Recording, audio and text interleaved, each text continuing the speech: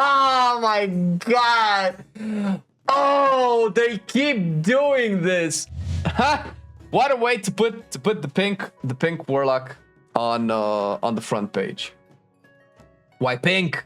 It's not really pink. It's supposed to have the orange purple hue of the Shadow Flame theme of the next patch. Let's see what do they have to say. Embers of Neltharion features all new tier set armor for every class. We're excited to share them with you today. Please note that the designs and values below are work in progress, as they are most of the time. When these sets are ready for testing, the Embers of Neltharion PTR may include values other than what you see here, and values may be updated on the PTR with changes to these sets via hotfix at any time. That's fair. Set armor bonuses in Season 1 had relatively low impact on gameplay and rotation. Well, I bring you to Balance Druid because we wanted to give the new talent system room to shine. That's okay.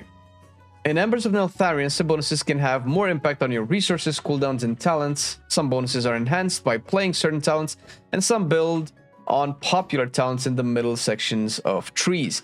So maybe this is why we've seen systematically more the talent reworks over the course of 10.0, where they brought more of that core theme towards the middle part of the talents being kind of similar across all classes, where you just have major cooldowns, major abilities, core passives for your spec in the middle of the talent tree. Throughout these designs, we intend for players to feel able to play the overall build or strategy they prefer. Alright, Blood Decay, set bonus, 2 set bonus. Heart Strike and Blood Boil deal 20% increased damage and have a 10% chance to grant Vampire Blood for 5 seconds.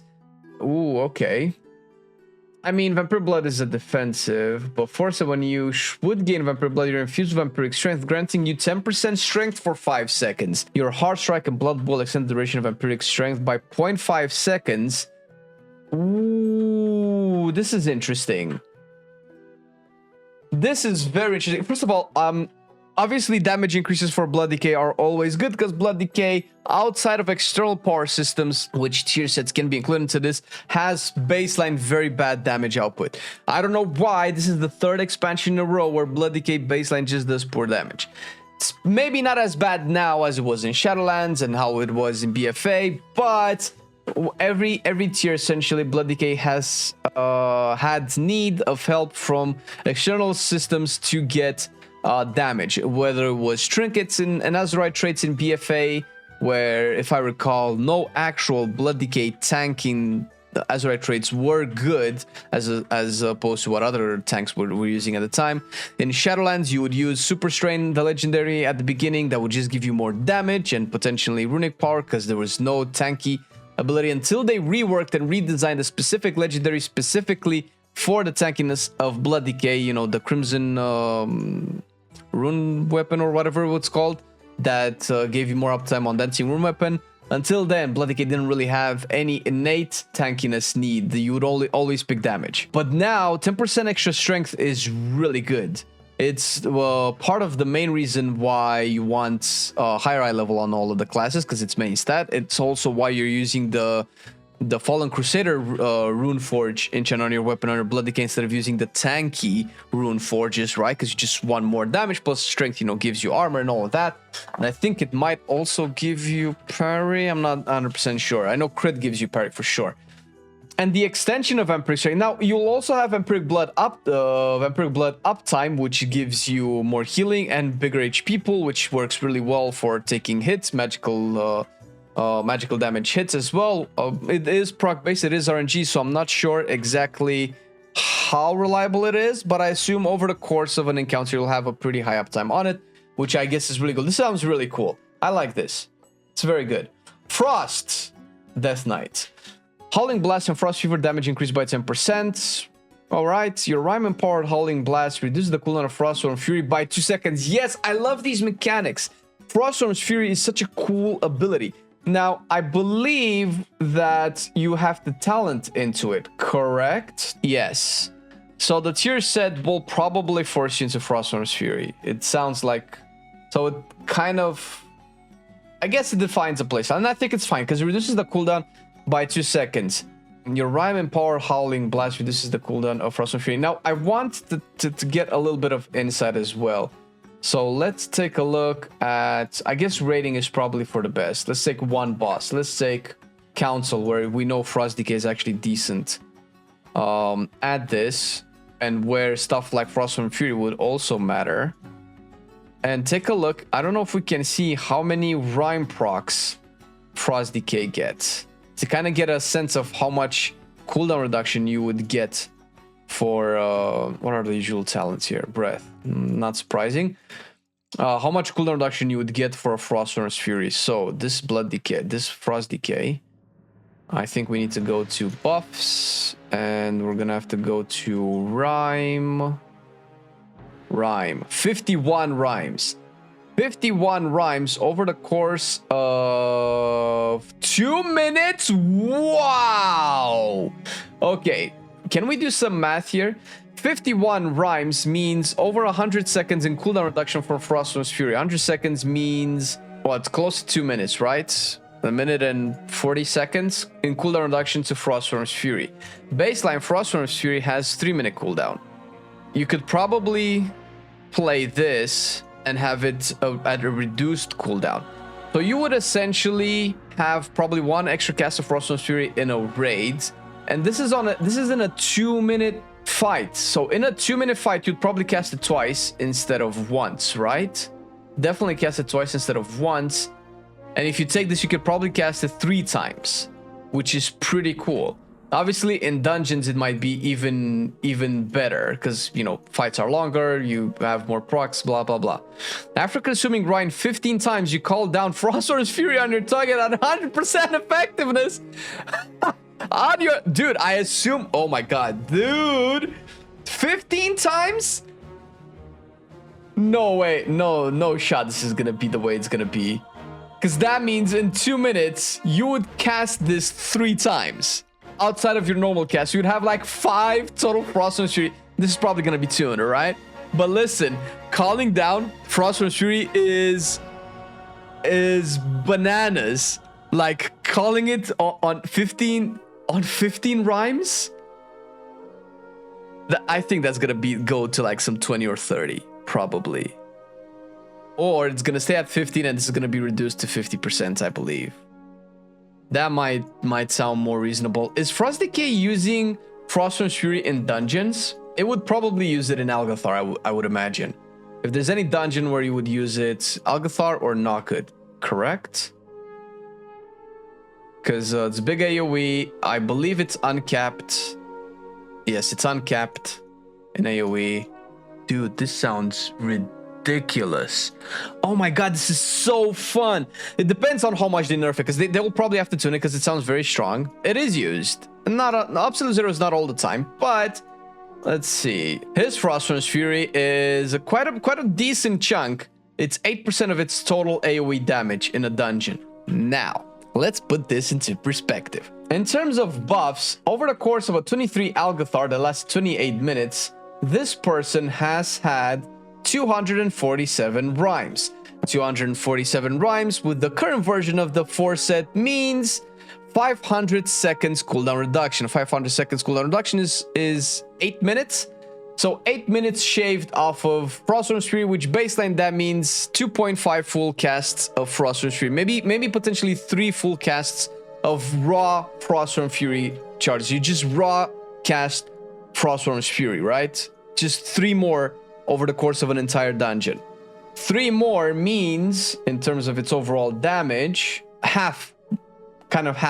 So you would get an extra 3% overall damage just from this. Now, the other part of it is that every 15 rhymes, you cast a Frostworm's Fury. Now, there's 247 rhymes. If you divide this by 15, 247 divided by 15, because I'm too bad at math, this is 16 extra Frostworms. This is double the amount he has casted so far. This would mean an increase in this Frost Decay's overall damage just from Frostworm's Fury by about 20% maybe. So overall, he would have 20% more damage, and that is gonna come strictly from Frostworm's Fury. Obviously, you have Frost Fever and Howling Blast. Where's Howling Blast? Oh, you don't press Howling Blast, I guess. Or doesn't show here. The slap of Falling Blast, or am I just blind? You have the increase in damage for Falling Blast, right? So you have Frost Fever and Falling Blast's damage being increased. So this sounds amazing. Listen, this is obviously going to be tuned down, okay? But even mechanically, this sounds really fun. It sounds really fun. Now, are you going to pull a lot of packs in Mythic Plus? Yes, you will be pulling a lot of ninja packs by shooting your Frosters Fury. How do I know that, you ask, Flame? Well, let me take you back in time into Battle for Azeroth, where they have announced an Azerite power called Frostwhelp's Indignation. When you press your Pillar of Frost, a little Frostwhelp launches in front of you and deals damage. And that pulled so many packs in Mythic Plus. Imagine this upgraded to Frostworm's Fury, which is bigger, wider, and longer. That's what she said. But this is going to be nuts. It would have to be in a way where it doesn't aggro targets that are not in combat with you. I don't know if they're going to do that. If they're not going to do that, it's going to be all sorts of shenanigans. But this sounds amazing. I actually prefer them nerfing down the damage than nerfing down the frequency, because seeing a lot of Frostworm's Fury blast all throughout the dungeon sounds like such an amazing time playing Frost Decay. So far, my favorite set. We've only seen 2, but it is so far my favorite set. I know that's a talent. Yeah, I'm sure. I don't know if it still functions the same way as Battle for Azeroth, but the reason I made the Battle for Azeroth comparison is because that was the first time that the mechanic was added into the game before it got the time to, you know, be properly seen in combat and, you know, balanced. Unholy. Death Coil and Epidemic damage increased by 10%. Casting Death Coil or Epidemic grants a stack of Master of Death. At 20 stacks, Master of Death is consumed and you gain 15% mastery for 20 seconds. Ooh. Well, 15% is not very... doesn't say a lot. Is it 15? Does it increase your overall mastery by 15%, or does it add 15% extra mastery on top of what you already have? Which, if I'm not mistaken, Unholy Decay baseline rocks a fair bit of mastery. I think it's about, I don't know, it used to be quite a bit chunk. So it used to be that in terms of percentage wise, Unholy Decay rocks a high percentage of mastery, because some classes rock like 8%, 15% mastery, right? So for those classes, 15% mastery would be essentially double. But for Unholy Decay, it's likely like it's a 5th or a 6th or something like that. My Unholy Decay is not max level, but it does have relatively gear relative to its eye level, right? Maybe slightly better than what I would have for this level. 288 gear, I have 23% mastery. Okay, this is not a lot of mastery, but I don't have a lot of mastery gear. Okay, this could be quite a bit of mastery, but I believe that, you know, fully decked out 416 eye level Unholy Decays probably have about, I would imagine, 60% mastery, 70. And obviously in 10.1 is going to be even higher, so this 15 value will mean a lot less that time. But then again, it's all numbers, it's going to change. When Death Coil or Epidemic consumes Sudden Doom, gain 2 stacks of Master of Death or increase the mastery bonus 25% for 5 seconds. Wait a minute, what do you mean or? When Death Coil or Epidemic consumes Sudden Doom, this is with Foresight, instead of getting 1 stack, you gain 2 stacks.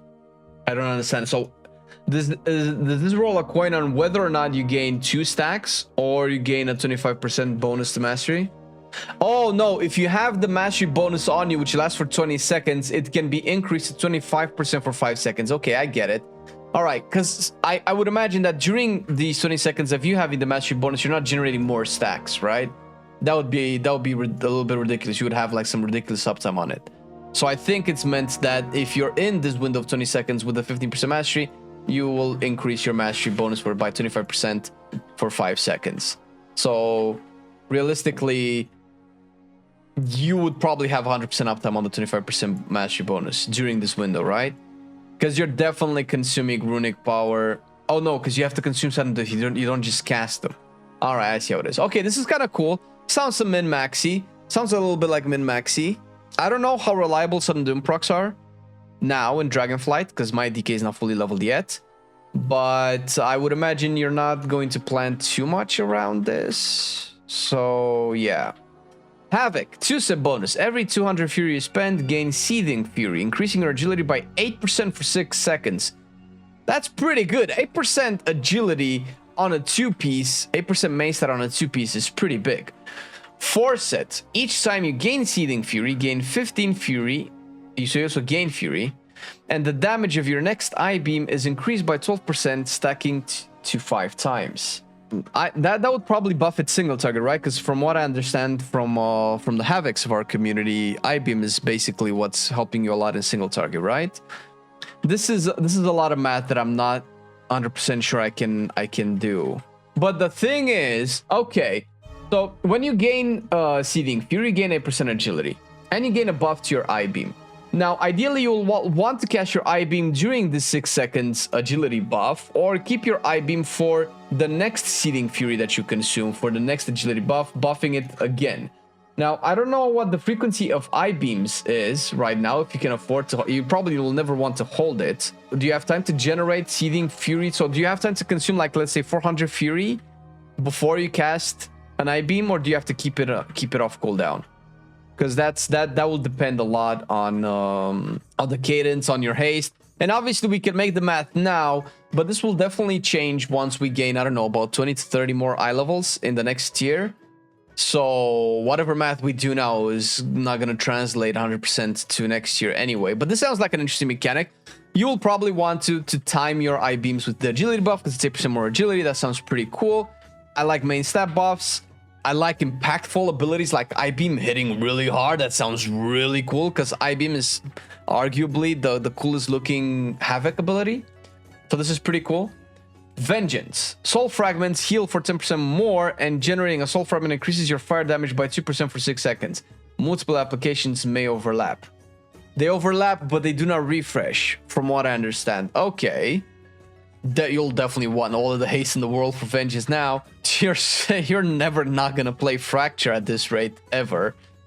10% more healing. That sounds really good. And you gain fire damage. 2% fire damage. Because this sounds like it's working like Iron 4, right? You can have multiple stacks, but it'll start dropping off one by one. So, I don't know. Maybe you'll get like a high uptime on 4 to maybe 6% fire damage on fully geared Vengeance. You're never gonna, you know, even though you might get to like 5 stacks, 6 stacks, or anything like that, you're probably not gonna sit there because it'll keep dropping as you get more stacks. Okay, that's kind of how this mechanic works in WoW so far, unless there's some weird proc rate or some weird uptime on it that just makes it overpowered. I would be surprised. I mean, this definitely sounds like a really good AoE damage buff, but isn't Vengeance struggling in single target? Shear and Fracture deal fire damage. Wait, do they do physical damage now? Wait a minute. Can I see it in the talent tree, or do I need to log into my Demon Hunter? So Fracture does physical damage. Okay, and generates 2 soul fragments.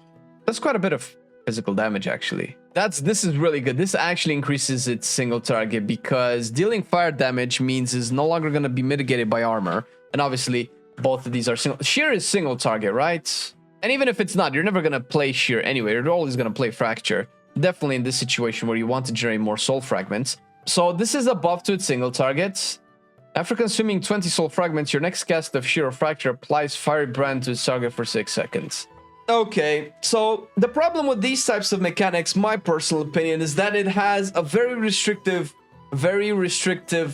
application, and that it's only in single target. Now, I might be wrong, and I might not know exactly how Vengeance is played right now.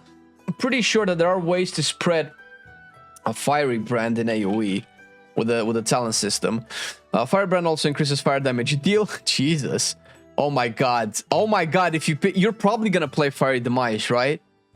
Is this 40% extra fire damage? That means it increases the damage of Fracture by 40%.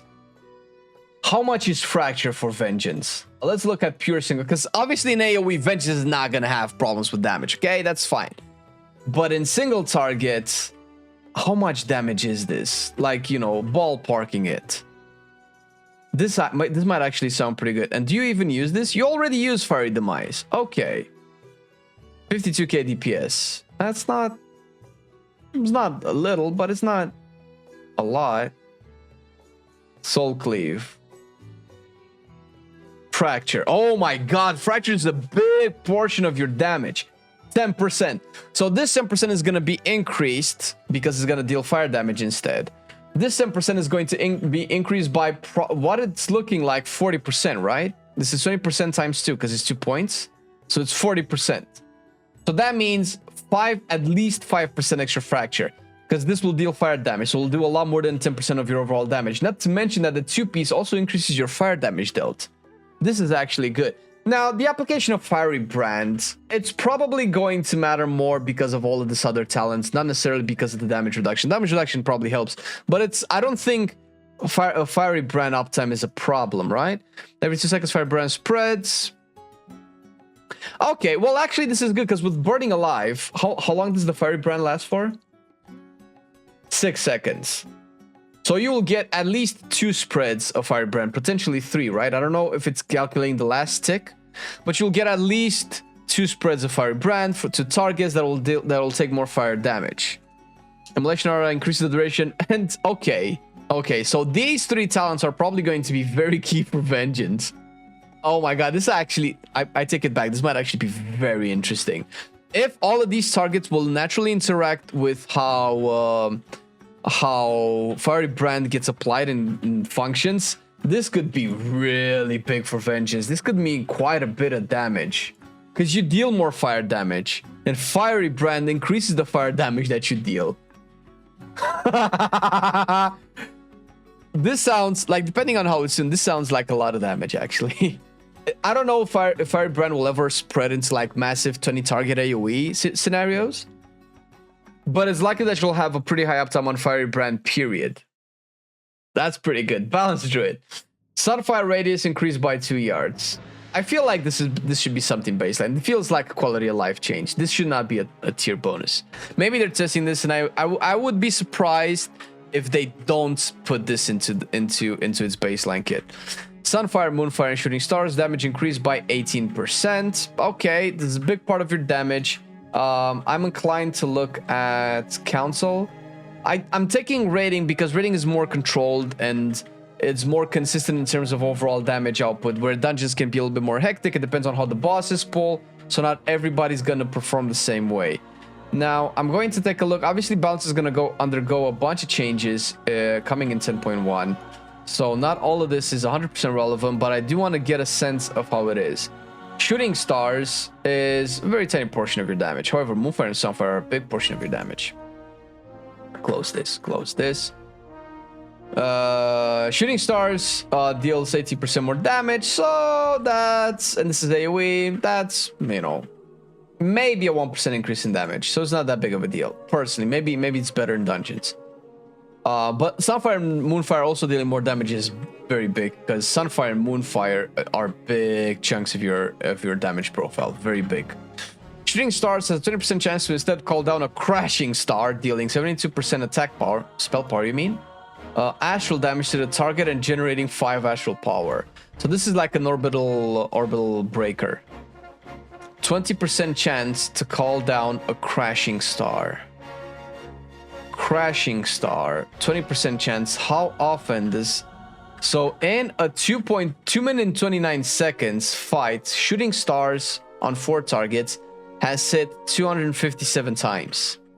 Now that's a lot of hits. You would have had this 50 times, this Crashing Star. This is only single target though. Okay, maybe this is good because Boomy is suffering a single target. This doesn't feel like it's AoE to the target, so it's not AoE.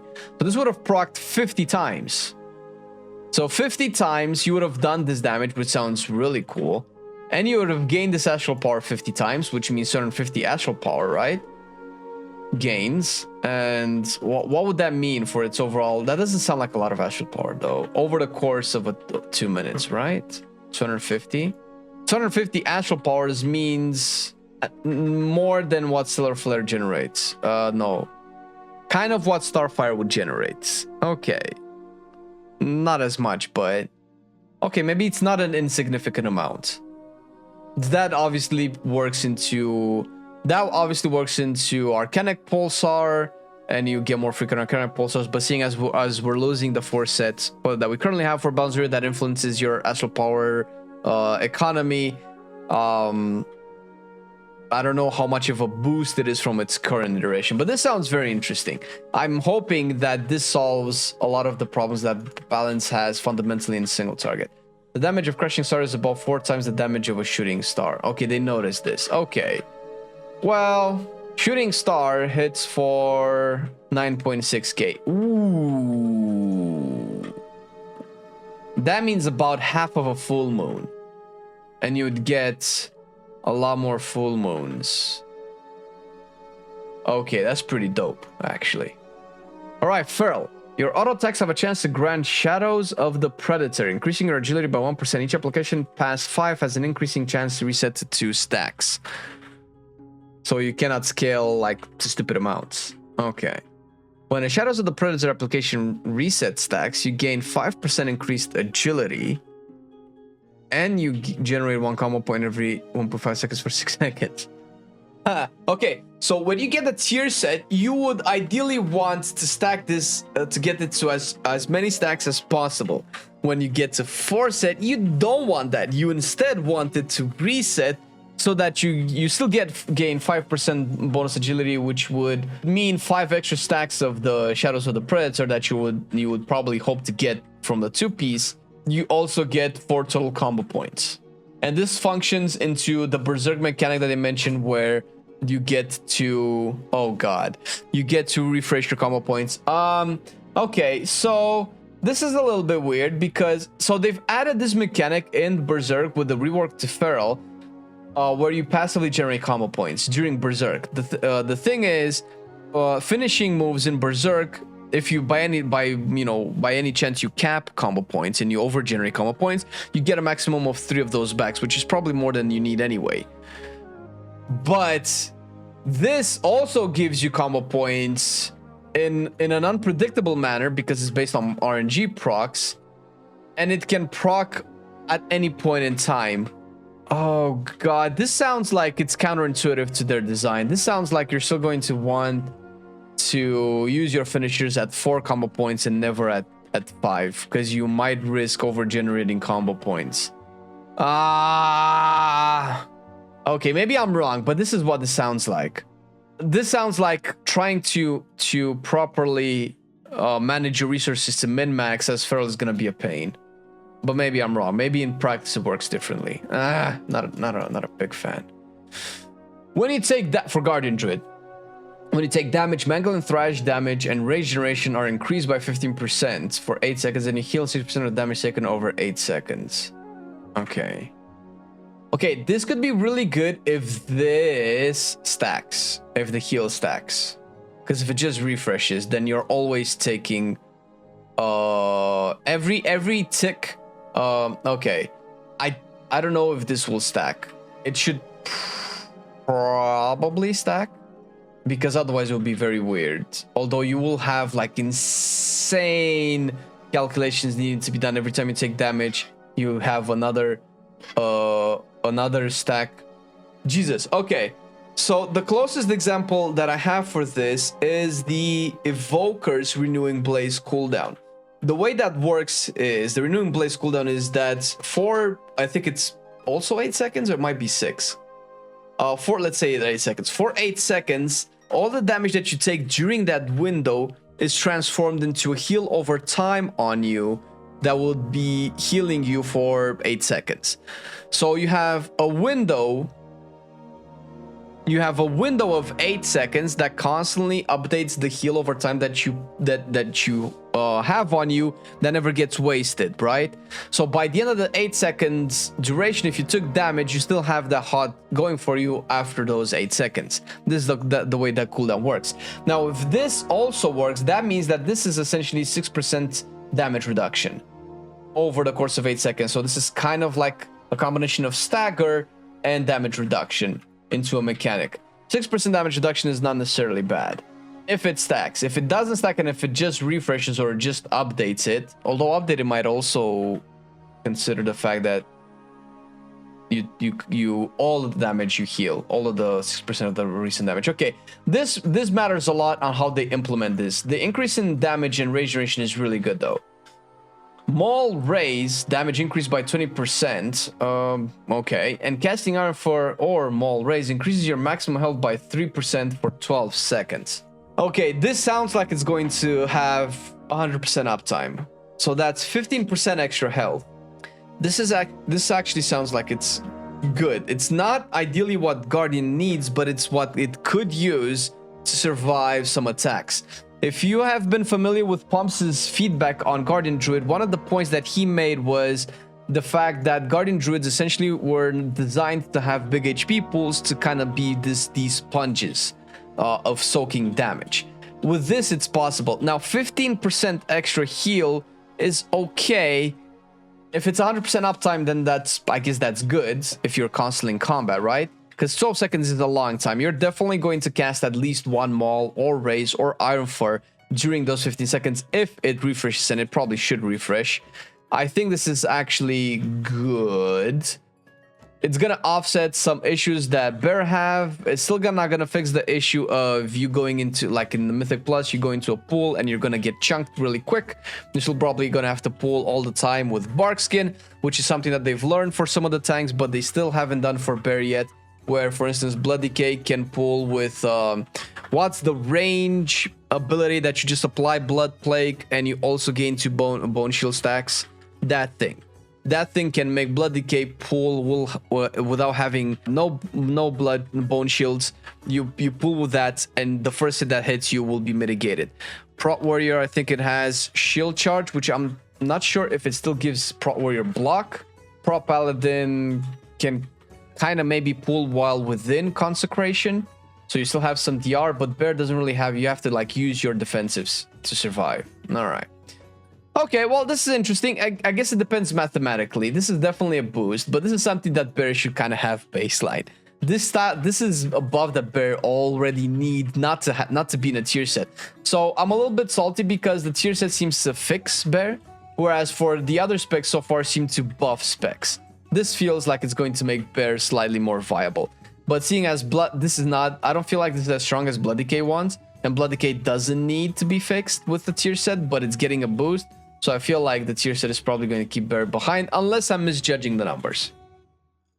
Resto Druid. Rejuvenation and Life Bloom healing increased by 15%. Regrowth healing over time increased by 75%. Okay, this is pretty big. Force bonus. Flourish increases the rate of your heal over time effects by 40% for an additional 16 seconds after it ends. Wow. Verdant Infusion causes your Swiftman target to gain 15% increased healing from it for 6 seconds. This is tank healing. The duration of the 4-piece Flourish bonus is half the Flourish is cast by Convoke the Spirit. This sounds pretty big. This sounds pretty big.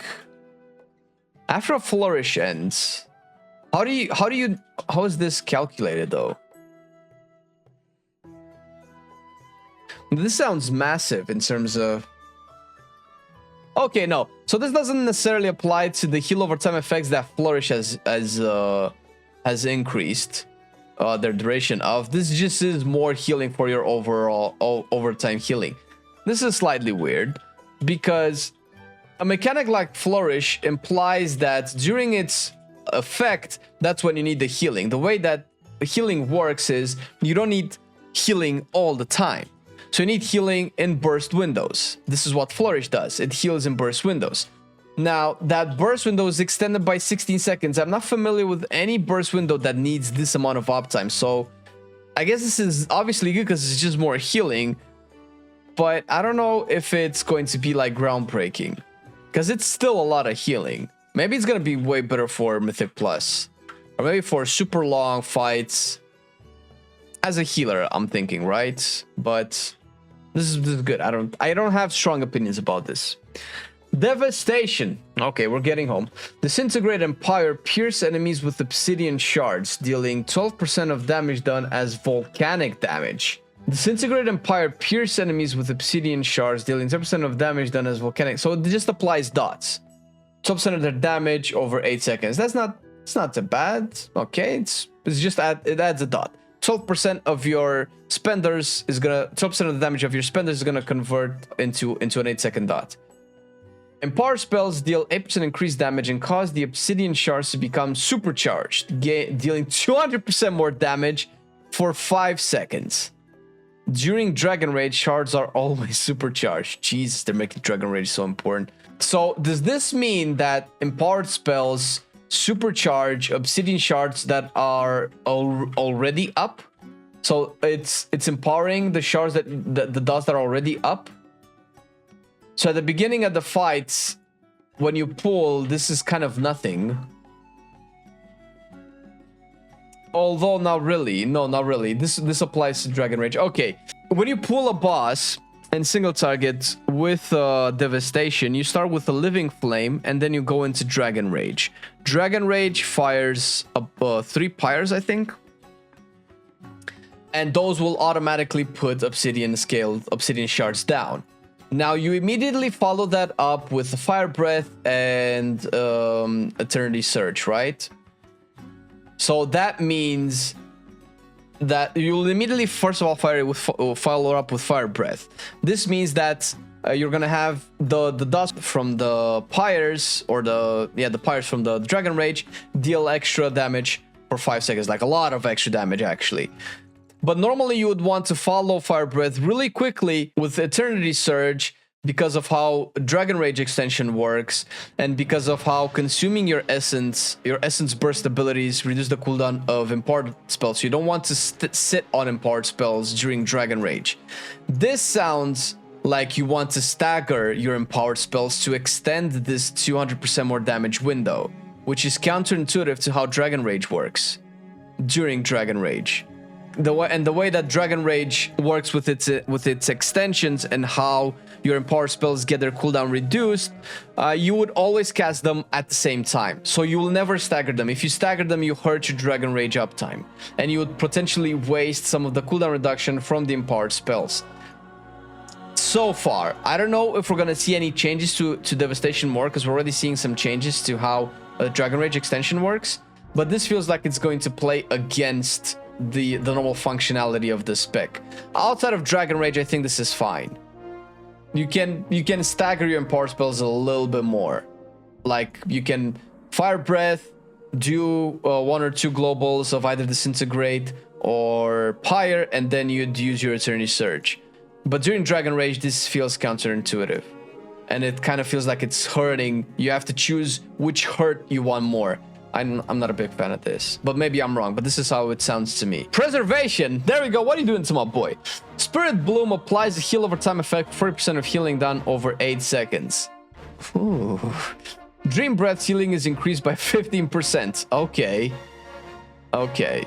Okay. After casting 3 empowered spells, gain Essence Burst immediately and another 3 seconds later. Well, listen, you're gonna be playing Emerald Blossom, and that's how it is. 3 empowered spells. Well, that means Spirit Bloom, Fire Breath, and Dream Breath. Those are your 3 empowered spells.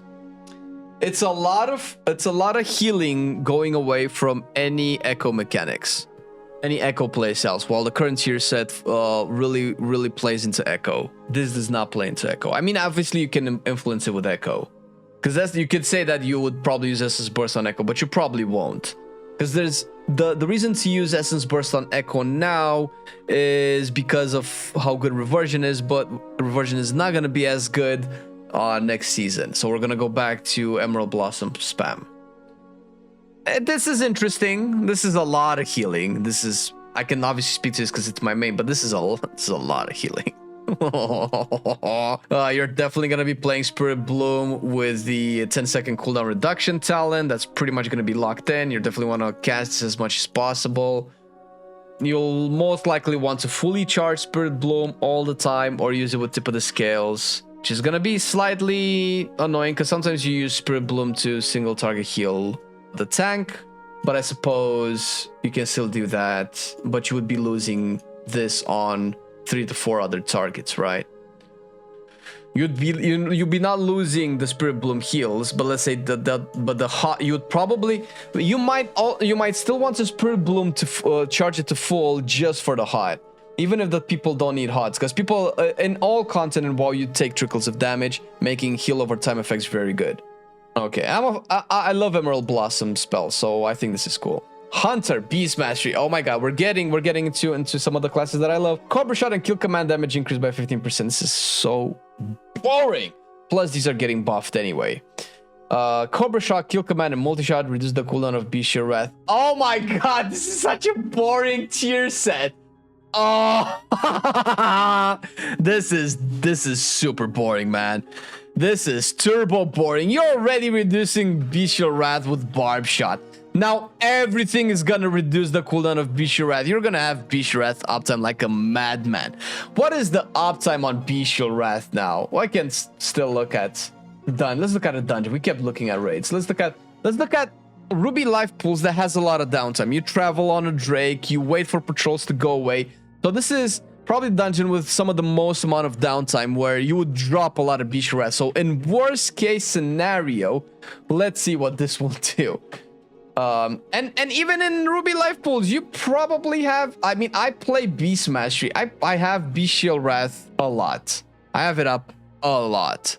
I have a feeling that I need to look at Teros as well. So I'm going to look at this, and I feel like Teros is going to have 100% uptime. Is it going to be 100% uptime on Bestial Wrath? This sounds nuts. And it's also boring. Bestial Wrath is boring. It's fun, but it's boring. Okay, so on a plus 25 Ruby Life Pulse, that's 27 seconds. Bestial Wrath had a 43% uptime. This is the worst case scenario. So worst case scenario, you kind of have half the time up. Bestial Wrath being a 25% damage increase. This person also casted, and we can do some math here. We can do some weird math, right? So what is it? Cobra shots, kill command, and multi shots. 122 seconds. 122 plus 380. Oh Jesus, this is over 500. It's close to 700 casts. So it would have a 700 seconds cooldown reduction. So you would shave off of Bestial Wrath 700 seconds. Because every cast of this reduces its cooldown by 1 second. Look how many casts of these you have. What is 700 seconds, man? What is that? What does that mean? So if you have it half the time, that means you're only going through half of its cooldown, right? And the baseline cooldown of Bestial Wrath is 1.5 minutes. So meaning you only go through 45 seconds of Bestial Wrath. We can look at it a different way. During those 45 seconds, you have 13 casts of kill command per minute. So in those 45 seconds, you'd probably have about 10 kill commands. You'd probably have about 3 Cobra shots.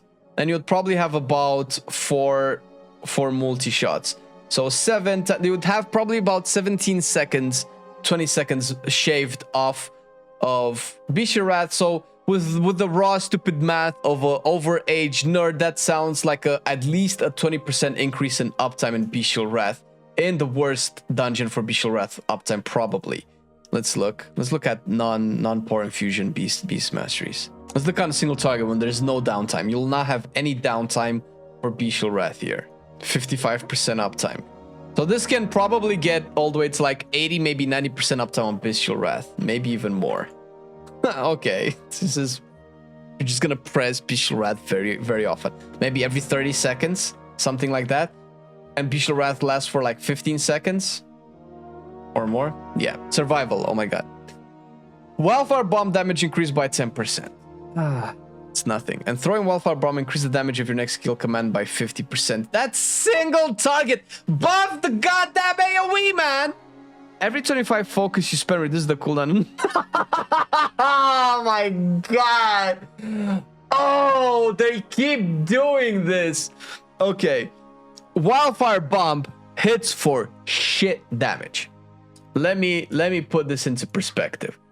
We're gonna look at Primal Council because it has 100% uptime and 100% in combat, blah blah blah. Increasing its damage by 10% is nothing.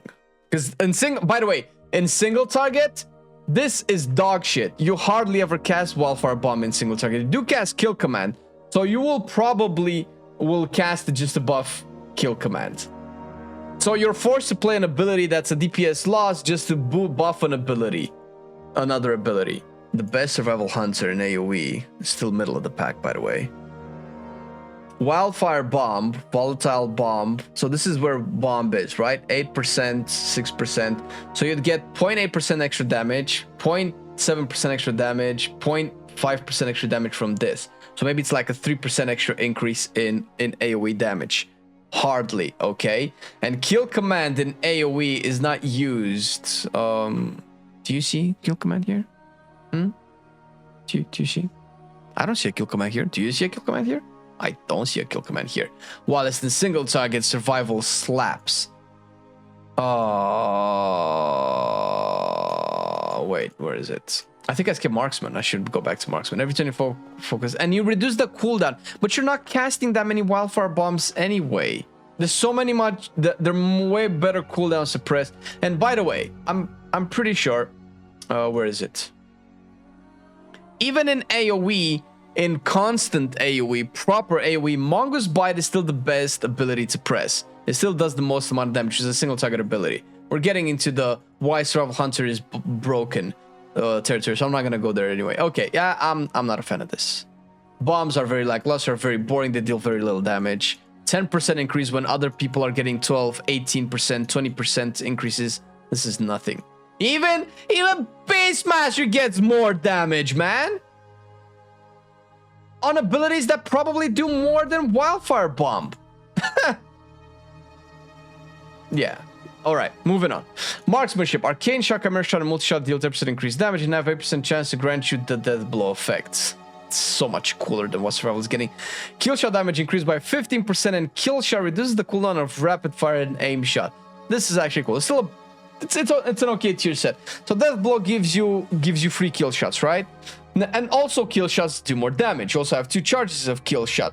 And you also use kill shot to reduce the cooldown of rapid fire and aim shot by 0.5 seconds. This is pretty cool. I don't know how many arcane shots you usually fire. In single target, you probably fire a lot. In true shot, you probably don't fire too much, right? You don't prioritize precise shots in true shot that much, right? Multi-shot in AoE, you're constantly casting it. So you'll constantly have access to Death Blow effect, which is pretty cool. I don't see... I guess this helps a marksmanship single target, because kill shot is single target. But it's way better than what Survival is getting. Mage. Jesus, this is long. Arcane Surge. Increased spell damage by an additional 5%. Its duration is increased by 3 seconds. For every 20,000 mana spent during Arcane Surge, your spell damage is increased by 1% for 12 seconds after Arcane Surge fades, stacking up to 30 times. Ooh, this is interesting. This definitely plays into the concept of mana, which is amazing. This is really good. I love when mana is played as a resource and you just go deep into it. Arcane is probably the only still DPS spec that does this. I'll look at Fire Mage at the moment, yeah. I cannot say much about Arcane. I haven't played a lot of Arcane, but I like the concept of it. The numbers, I think I'm going way too much into numbers anyway. Fire Mage. Phoenix Flames applies charring embers to all enemies it damages, increasing their damage taken from you by 6% for 10 seconds. Okay, I kind of like this. When your direct damage spells hit an enemy affected by charring embers 30 times, gain hyperthermia for 6 seconds. Is hyperthermia... Okay, is hyperthermia the one where you get like where you can cast all of your pyroblasts instant? Is that what that is? Okay, well that's actually cool. And I would imagine crits of what is it? Kindling resets or reduces the cooldown of combustion whenever you crit with pyroblasts, right? Or whenever you crit with spells. Period. I need to refresh some of my Fire Mage knowledge. So when Hot Streak activates, you have a blah, blah, blah. Okay, so this is 5 seconds. Oh, it's even better than the talent. Because it's 6 seconds. This is actually pretty cool. And Kindling, your Fireball, Pyroblast, Phoenix Flames, Critical Strike reduces the cooldown of Combust. Okay, so you'd be getting a lot more... You'd definitely be getting a lot of cooldown reduction on Kindling. So every 30 direct spells, but everything that you do is direct except for Ignite, right? And maybe Flame Strike, right? You don't even cast Flame Strike now. This sounds really good, actually. 30 times, like, I don't know what 30 times is. Fire Mage is a pretty fast-paced spec, and you do cast a lot of instant abilities. Between Phoenix Flames, which you're definitely going to keep up, you're probably going to look to keep up this window for 100% of the time. So you're probably going to just use Phoenix Flames to have this buff. I don't know, because Phoenix Flames, you also kind of use it in Combustion to, you know, whenever you run out of Fire Blast, right? You might change your combustion window and you might start with Phoenix Flames, I guess, or you Phoenix Flames and then go into Combust. Or you might change your opener, I feel, with Combust by starting with Phoenix Flames, so you can start your Combust with the 10-second buff, and you might not even need maybe 1 additional Phoenix Flames if Combust lasts for more than 10 seconds. There were instances where Combust was increased, right? Combust, Mastery lasts 2 seconds longer, so that means 12 seconds. Yeah, you might cast an extra Phoenix Flames during Combust. This is cool. This gives you something to look forward to when you're not inside of Combust. And Hyperthermia is hilarious, so yay. Frost. Flurry and Frostbolt damage increased by 20%. Flurry causes an explosion on impact, dealing 50% of his damage to nearby enemies. Damage reduced beyond 5 targets. This is pretty cool, actually. Casting Ice Lance on a frozen target has 8% chance to trigger Brain Freeze. Brain Freeze is what makes Flurry instant, right? Oh my god, this is actually really cool. I like, the numbers are aside, the gameplay of casting a lot of Flurry is very satisfying to cast as Frost Mage. So yeah, I think this is actually fun. This might actually be more fun than the Fire set, because getting a lot of Flurries is super fun. Brewmaster. Blackout kick damage increased by 20%, and you have 10% chance to not reset your elusive brawler. Ooh. Okay, more RNG, but hey, that works. Rising Sunken grants a stack of elusive brawler when you dodge. Damage and critical strike chance of your next blackout kick or Rising Sunken is increased by 5, stack up to 5 times. Okay. Right, the fact that Rising Sunken, though, grants a stack of elusive brawler is big. This is probably the biggest thing that happens to Brewmaster, I feel. You'll definitely prioritize Sunkick all the time now.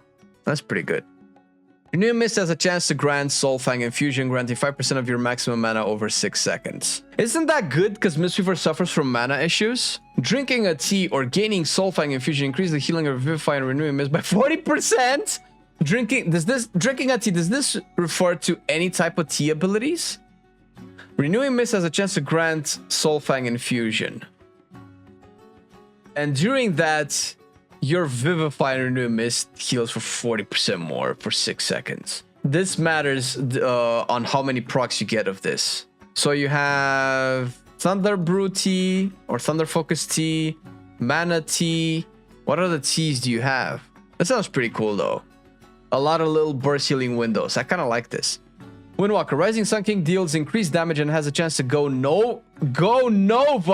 What are you turning Windwalkers into, man? Dealing fire damage to all enemies within 8 yards. Oh my god, give more AoE damage to Windwalkers. Listen, if you thought that you're not going to press Rising Sunkick in AoE because it doesn't do AoE damage, think again. You're going to press it. Well, I don't know how much fire damage that is, but your melee auto attacks have a chance to launch a Shadow Flame Spirit at your enemy that duplicates your next 3 abilities at a % effectiveness. Okay, this is pretty cool. There's no damage indication to any of this. Deals increased damage, like we don't know anything. Mechanically, this sounds hilarious. But since we don't have any numbers, we cannot really tell. Paladin. Holy Paladin. Holy Shock's critical strike heal for 15% more and reduce the cooldown of Light's Hammer by 2 seconds and Holy Prism by 1 second. This is good mechanically.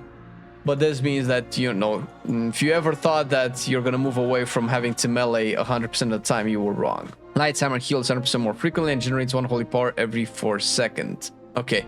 Light's Hammer is the hammer that you throw on the ground and deals AoE healing to everybody in it, right? The healing, if I recall, was pretty poor. So 100% more of something that's really poor, I don't think that's going to be a lot. But hey, it's numbers. It's going to change.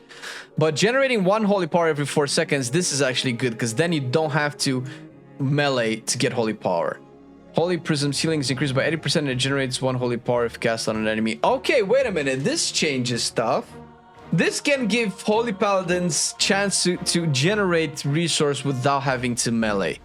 I actually like this. I don't know how it's gonna actually play in practice, but the thought behind it is kind of cool. Protection Paladin. Avenger Shield causes targets to struck to burn with Heartfire. These new names, man.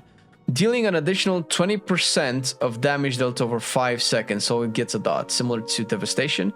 Heartfire heals you for 100% of damage it deals. Avenger Shield causes the target struck to burn with Heartfire, dealing an additional 20% of damage dealt over, so 20% of the damage of Avenger Shield is a dot, and it also heals you. Sure, sounds cool. Judgment critical strikes can trigger Ground Crusader. Okay, do you want crit now? This is a very big mechanical change.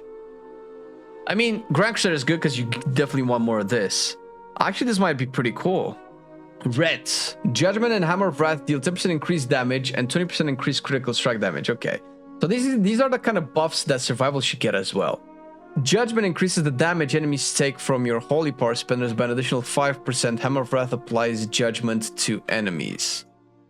Okay, listen, I'm probably okay with Red's tier set being a little bit on the boring side because he's getting like a full rework on talent. So maybe you don't want to devise, and this is probably why this is happening. Maybe you don't want to design a tier set bonus relying on a talent system that isn't yet in the game. So I think this is fine. Red probably is one of the only specs that's gonna have a very bland talent bonus on purpose. Discipline Priest. Casting Penance on an enemy also heals a nearby injured ally at 20% effectiveness. Casting Penance on an ally also damages a nearby enemy at 35% effectiveness. Okay, so it's cleave. It's cleave, heal, and cleave damage. That's a neat mechanic. I dig it. Every 3 casts of Penance grants you Shadow Covenant for 5 seconds and converts that Penance to a Shadow spell. But Penance has cooldown. Does it activate it immediately? So Penance has a baseline of 9-second cooldown. This gives you... So you cast your 3rd Penance, you get Shadow Covenant for 5 seconds. What does it matter that that Penance is now a Shadow spell if it's not reset? Okay, I would imagine this resets. I know you have a bunch of Penance mechanics that, you know, can reset its cooldown or reduce its cooldown, I believe. I don't know if it's reset, but... Every 3rd cast, not bolt. Okay, so you initialize the 3rd cast, and then that penance that you already casting is already a shadow spell. Converts that penance. Okay, I see how it is. Prayer of Mending has 20% chance to duplicate to another nearby target when it jumps. This is my least favorite healing spell in the game. Such a boring healing spell, but hey. It duplicates. You have more of a boring spell. When Prayer of Mending jumps, it increases the damage and healing of your next holy word by 4%, stacking up to 15 times. Okay, this makes it more interesting for sure. Yo, wait a minute. Is this 60% more healing? Just give more healing to Holy Priest. I don't think throughput is the problem for Holy Priest. I don't think the throughput is the problem. I don't know if this...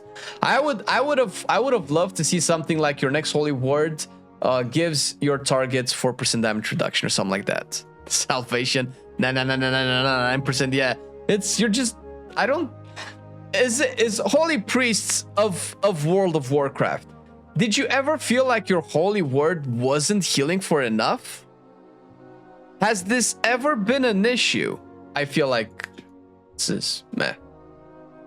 When consuming Shadowy Insight, Mind Blast deals 60% damage and generates 4 additional insanity. Okay, this is a big buff. Every 400 insanity spent, summon Shadow Fiend Mindbender for 5 seconds. This is off the back of a lot of changes for Shadow Priest with the rework, which is not set in stone, so it's very hard for me, again, to kind of put this into perspective. The 400 insanity consumption of Shadow Fiend Mindbender, I actually don't like it because it's definitely going to force you into playing Yasharash, right? Because you want to get the most out of your Shadow Fiend Mindbender to cleave. And that brings us back to the Shadowlands playstyle of playing Shadow Prism. And it's 5 seconds. So you're going to track this as Astral Arcanic Pulsar for Balanced Druid, and you want to probably save some charges for Mind Blast and maybe Shadow Word Death for those 5 seconds so that you do a little bit of burst cleaving. Maybe that it only lasts for 5 seconds and it cannot be extended. Maybe that's a good thing. Or can you extend the Mindbender if you take the proper talents? Okay. It depends a lot on the rework, because if you put this in right now, I heavily dislike it because it's very, very micro intensive and Shadow Priest is already heavy on management. Yeah, this is whatever. I get that this is boring, but it's more single target damage with the Mind Blast increase. Obviously, it translates into AoE with Second Link, blah, blah, blah, but more single target damage is definitely something that Shadow works. So I actually don't mind this. This forces me to play one of the Old God idols that I don't like. Forces me into playing a specific Old God idol, where I think the most appealing thing about Shadow Priest is the design with multiple playstyles with each Old God idol. And I don't think forcing me to play one specific one, especially one that I don't like, is going to be good design. Assassination. Rupture and Crimson Tempest deal additional 33% damage as nature. Oh my god. This comes off the back of the podcast that we've had with Whisper on Assassination, and he said that if they buff Crimson Tempest a little bit more, it's going to be an auto pick and everything. So probably welcome back Crimson Tempest in single target. When Death Mark expires, nature damage it deals is increased by 40% for 30 seconds. Okay. This definitely works in AoE. Oh, wait a minute. But this is cooldown based. So you use Death Mark, which, yay. And then after that, you do 40% more Crimson Tempest damage. Of all this damage is increased by 40% more. So basically, Crimson Tempest in AoE will deal... What is this? 10, 12, 30, 13% more damage as nature damage on top of this 33%. Okay. This has a lot of interactions with playstyle and encounters that we will need to actually test it out once they put the tier sets in the game. Outlaw. Damage you inflict applies a soul rip, dealing 5% of all damage you deal as physical damage. What is with all of the dots, man? Why all of the dots? Why does every class get an 8-second dots? What is this? Why all of the dots? Soul rip. Between the eyes unleashes all soul rips, dealing 20% of all remaining damage and granting 7% agility for 15 seconds. Does that mean that between the eyes consumes all of the dots? So I assume this applies in AoE with Blade Flurry. If this consumes all the dots, then that's great, but this sounds massive, man. They're gonna press between the eyes and shit just explodes. Subtlety. Shadow Dance grants you Symbols of Death for 10 seconds and extends the duration of Rupture by 4 seconds. Marcelian needs to have an opinion on this. Symbols of Death is good. Don't you use Symbols of Death with Shadow Dance anyway? Symbols of Death increases the critical strike damage of Eviscerate and Black Powder by 15%. So you're definitely gonna go crit now. Crit damage by 50% on finishers. It's Eviscerate and Black Powder, and I know a lot of rogues like to play Shadow Technique, or Secret Technique rather. That's not gonna get buffed by this, so maybe you're not gonna play Secret Technique anymore then. Elemental Shaman. Gain Stormkeeper every 40 seconds. Whoa! Well, 40 seconds is a long time, but randomly Stormkeeper, that's awesome. For 8 seconds after you consume Stormkeeper, your Lightning Bolt, Lava Burst, Ice Fury, and Frost Shock generate 100% more Maelstrom, and your Chain Lightning, Lava Beam, and Earthquake critical strike damage is increased by 20%. Oh my god, I hate it when they do this. I hate it when they give different buffs to generators and consumers. No, sorry, to different buffs to generators and consumers that apply differently in single target and AoE, because you might end up never casting these with this buff ever, because you probably always want more Maelstrom, right? Or vice versa. Maybe Maelstrom is so useless that you'll always cast these.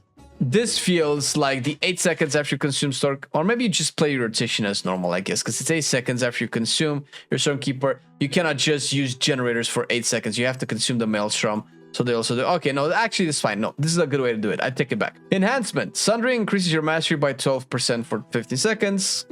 Boring. It enables you. It makes it into a better cooldown, I guess. When Sundering hits a single target, you deal 30% increased physical damage for 15 seconds. When Sundering strikes 2 or more targets, your next Chain Lightning deals 50% increased damage and refunds 100% of Maelstrom weapons stacks consumed. You just do 2 back-to-back Chain Lightnings.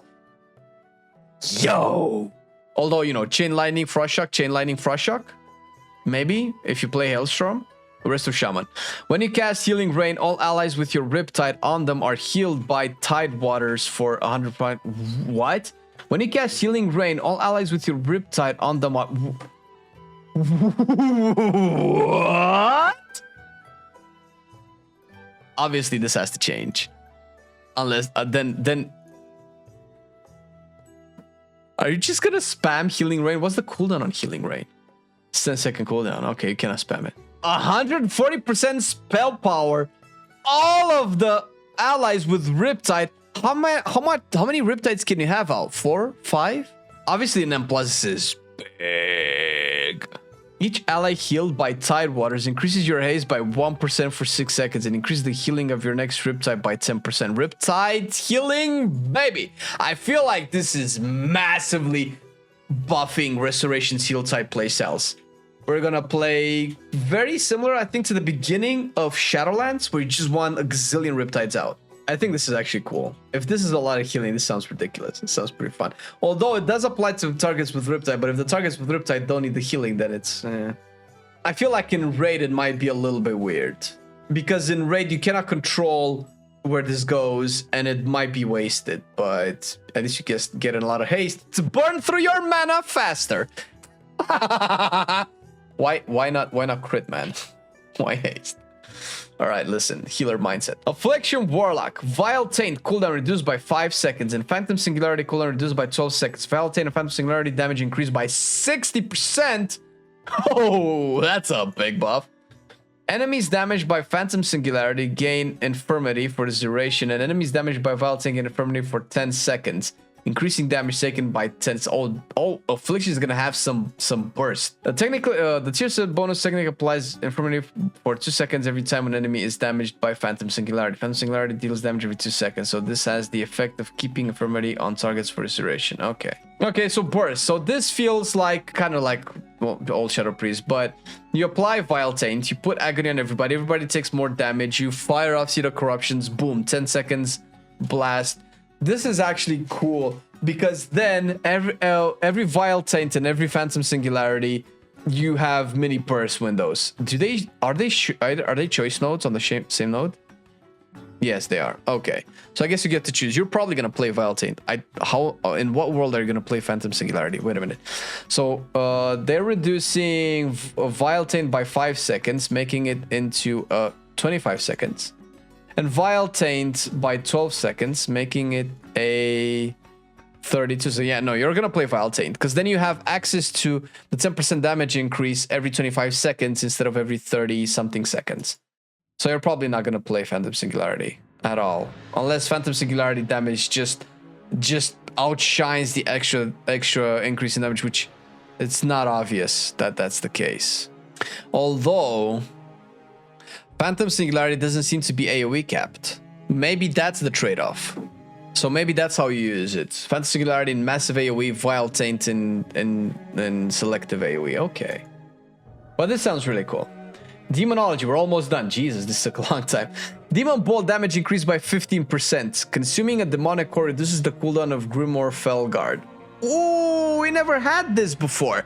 This is really cool. You're gonna have a bunch of Felguards, baby. Let's go. This is the coolest you said I've seen so far. Grimoire Felguard deals 40% additional damage and empowers your active demons, increasing their damage by 20% while active. This sounds like Tyrant, man. This is so good. What? This is so good. Obviously, the numbers can change, but dude. All right, Deathstroke. Channel Demon Fire bolts, immolate, and incinerate. Have a 20% chance to fire an additional channel Demon Fire bolts. If this is animated, this is gonna be ridiculous. So, Channel Demon Fire, how many does it hit? How many targets? Is it AoE capped? Nobody uses Channel Demon Fire, right? 15 bolts over 3 seconds. Okay, so it's 15 total bolts. It doesn't matter how many targets there are. So that means every bolt has 20% chance. So what is that? Every 5 bolts, you have a chance to fire another bolt. So you have three extra bolts mathematically per channel Demon Fire.